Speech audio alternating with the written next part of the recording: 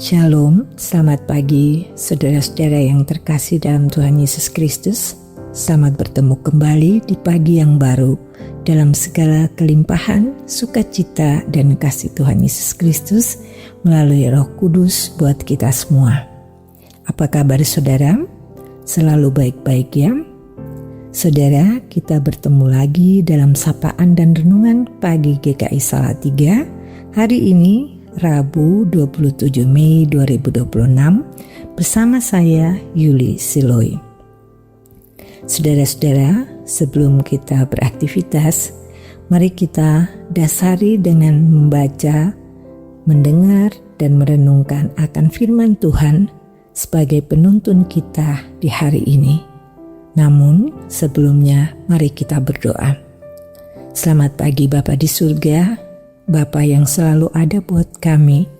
Terima kasih buat hari baru yang Tuhan berikan untuk kami dengan segala penyertaan dan berkat-berkat yang Kau berikan untuk kami.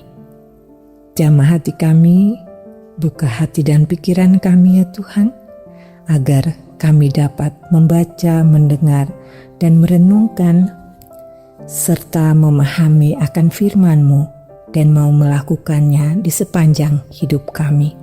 Kiranya Roh Kudus menolong kami. Berfirmanlah ya Tuhan, kami siap mendengar. Dalam nama Tuhan Yesus Kristus firman yang hidup, kami berdoa. Amin. Firman Tuhan yang akan menuntun kita diambil dari Amsal pasal 1 ayatnya yang ke-7. Amsal pasal 1 ayatnya yang ke-7. Demikian bunyinya, takut akan Tuhan adalah permulaan pengetahuan, tetapi orang bodoh menghina hikmat dan didikan.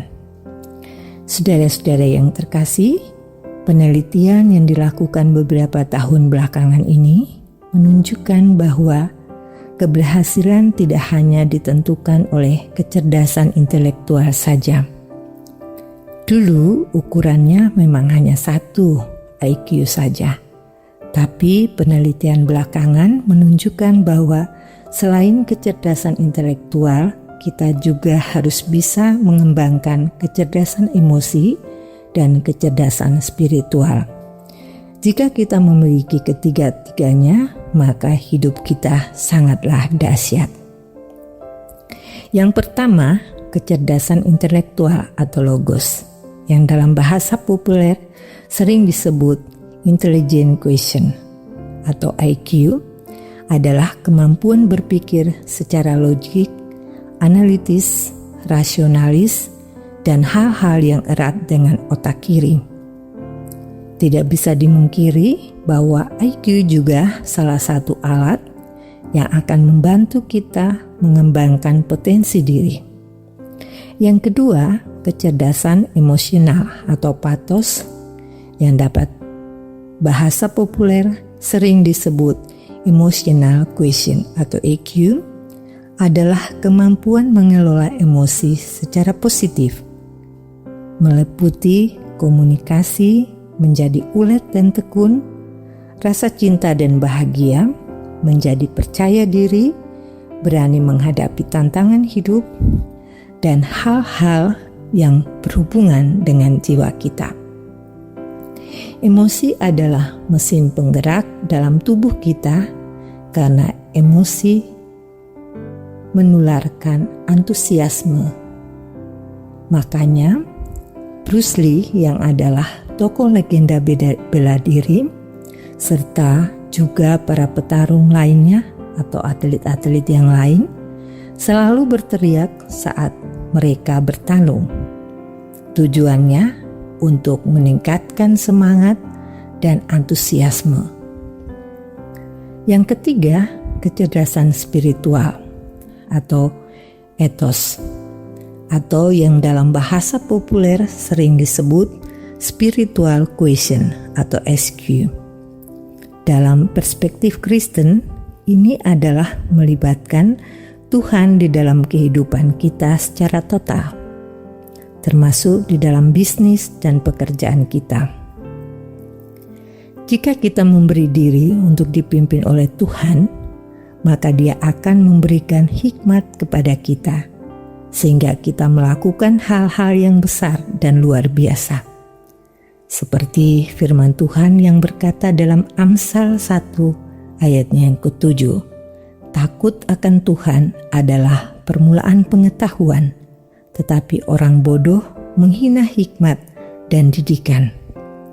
Saudara-saudara, contoh yang paling dramatis adalah ketika Petrus gagal menangkap ikan semalam-malaman. Namun, ketika Petrus taat kepada perkataan Tuhan, maka dia mendapat sejumlah tangkapan yang luar biasa banyaknya.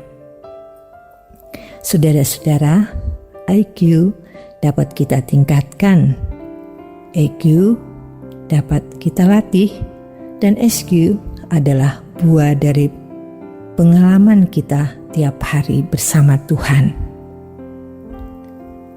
Hiduplah dengan rajin, tekun, patuh, dan setia, serta taat dalam doa dan firman-Nya.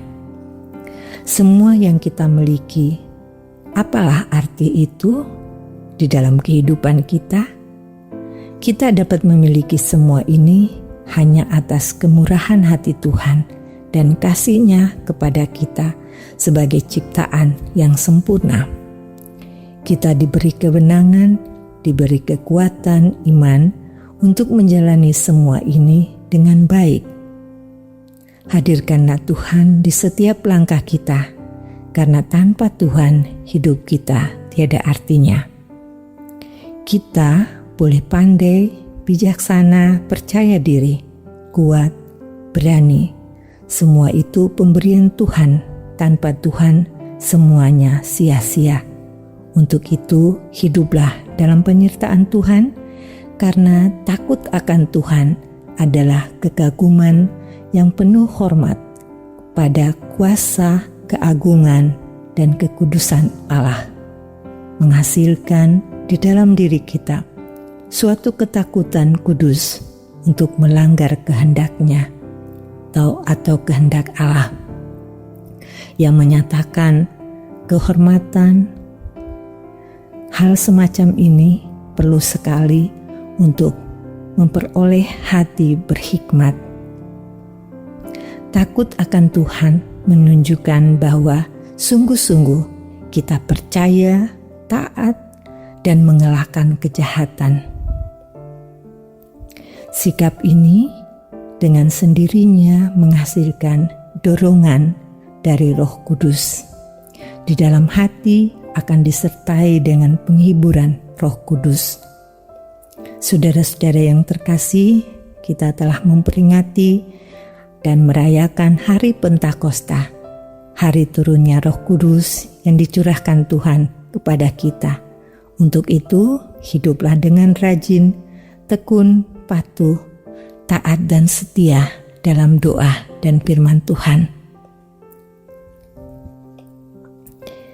Saudara-saudara, hembusan Roh Kudus tidak terjadi pada masa lalu semata.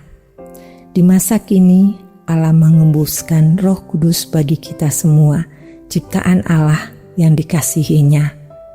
Hembusan Roh Kudus seperti para rasul dan orang-orang asing yang dapat beradaptasi karena dipenuhi Roh Kudus. Demikianlah Roh yang sama menghembusi kita. Pentakosta ini menyapa dan meneguhkan kita semua untuk membuka batin yang terkunci agar bergerak dan beradaptasi bersama Roh Kudus. Hiduplah takut akan Tuhan. Kembangkan IQ, EQ, dan SQ dalam semua area kehidupan kita, dan mewartakan kasih Tuhan dimanapun kita berada. Bangkit dan jadilah terang. Kasih Tuhan Yesus menyertai kita semua.